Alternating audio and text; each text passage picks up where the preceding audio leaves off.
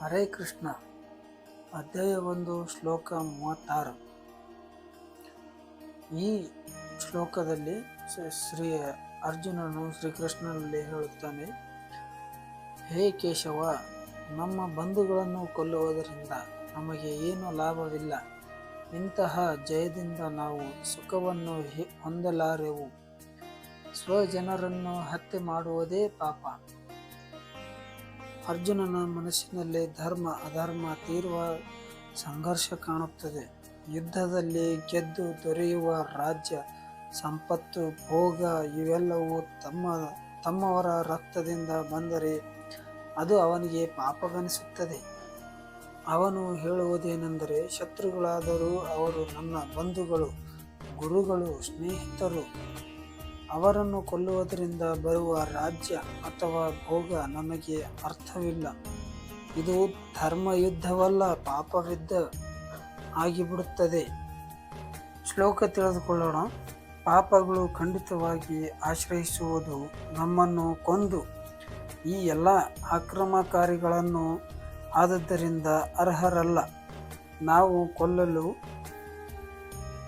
ಧೃತರಾಷ್ಟ್ರನ ಮಕ್ಕಳು ಮಿತ್ರರೊಡನೆ ಸಜ್ಜನರನ್ನು ಖಂಡಿತವಾಗಿಯೂ ಹೇಗೆ ಕೊಂದು ಸುಖಿಗಳು ಆಗುವುದು? ಲಕ್ಷ್ಮಣ ಅಮರನಾಗದೆ ಕೃಷ್ಣ. ಅನುವಾದ ತಿಳಿಯೋಣ ಬನ್ನಿ. ಇಂತಹ ಆಕ್ರಮಣಕಾರವನ್ನು ಕೊಂದರೆ ನಮಗೆ ಪಾಪವೇ ಘಟಿಸುತ್ತದೆ. ಆದದ್ದರಿಂದ ಧೃತರಾಷ್ಟ್ರನ ಮಕ್ಕಳನ್ನು, ನಮ್ಮ ಸ್ನೇಹಿತರನ್ನು ನಾವು ಕೊಲ್ಲುವುದು ಸರಿಯಲ್ಲ. ಭಾಗ್ಯದೇವತೆಯ ಪತಿಯಾದ ಕೃಷ್ಣನೇ, ನಮ್ಮ ಬಂಧುಗಳನ್ನೇ ಕೊಂದು ನಾವು ಏನನ್ನು ಪಡೆಯುತ್ತೇವೆ? ನಾವು ಸುಖವಾಗಿ ಇರಲು ಹೇಗೆ ಸಾಧ್ಯ? ಭಾವಾರ್ಥ ತಿಳಿದುಕೊಳ್ಳೋಣ ಬನ್ನಿ. ವೇದಗಳ ಪ್ರಕಾರ ದುರಾಕ್ರಮಣ ಮಾಡುವವರ 6 ಬಗೆಯ ಜನರು ಇರುತ್ತಾರೆ.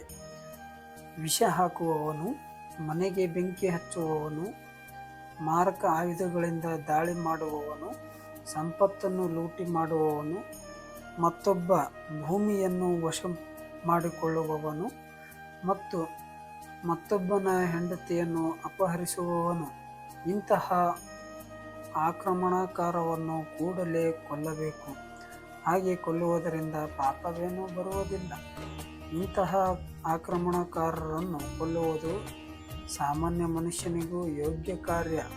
ಆದರೆ ಅರ್ಜುನನು ಸಾಮಾನ್ಯ ಮನುಷ್ಯನಾಗಿರಲಿಲ್ಲ. ಅವನು ಸಂತ ಸದೃಶ ಸ್ವಭಾವ. ಆದದ್ದರಿಂದ ಅವನು ಸಂತನಂತೆಯೇ ಅವರೊಡನೆ ನಡೆದುಕೊಳ್ಳಲು ಬಯಸಿದ.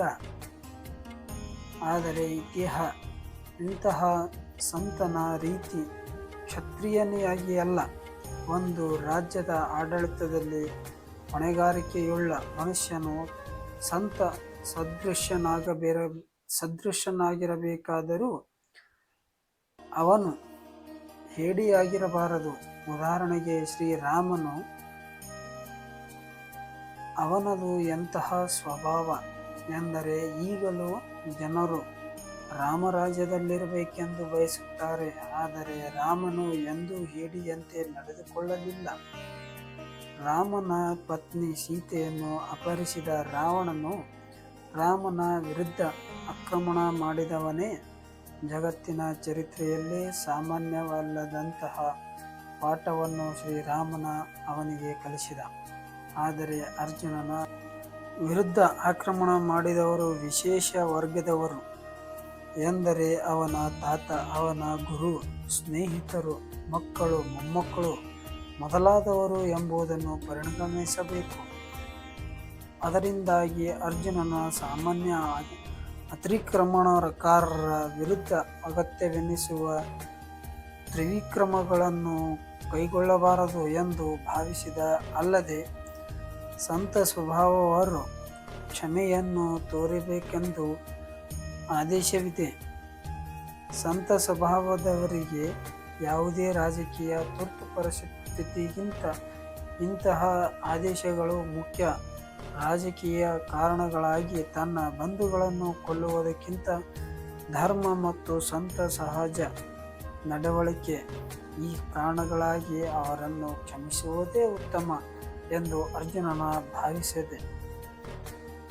ತಾತ್ಕಾಲಿಕವಾಗಿ ದೇಹ ಸುಖಕ್ಕಾಗಿ ಮಾತ್ರ ಅವರನ್ನು ಕೊಲ್ಲಲು ಯೋಗ್ಯವಲ್ಲ ಎಂದು ನಾನು ಭಾವಿಸಿದೆ. ಅವರನ್ನು ಕೊಂದು ಪಡೆಯುವ ರಾಜ್ಯವಾಗಲಿ ಸುಖವಾಗಲಿ ಶಾಶ್ವತವೇನೂ ಅಲ್ಲ. ಹೀಗಿರುವಾಗ ತನ್ನ ಬಂಧುಗಳನ್ನೇ ಕೊಂದು ತನ್ನ ಜೀವನಕ್ಕೂ ಶಾಶ್ವತವಾದ ಮುಕ್ತಿಗೂ ಆಪತ್ತನ್ನೇ ತನ್ನೇಕೆ ತಂದುಕೊಳ್ಳಬೇಕು?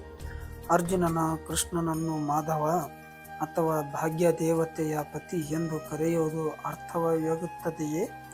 ಕೃಷ್ಣನು ಭಾಗ್ಯ ದೇವತೆಯ ಪತಿ. ಅವನು ತನ್ನನ್ನು ದೌರ್ಭಾಗ್ಯಕರವಾದ ದಾರಿಯಲ್ಲಿ ನಡೆಯುವಂತೆ ಪ್ರೇರಿಸಬಾರದು ಎಂದು ಅರ್ಜುನನ ಹೇಳಬಯಸಿದ.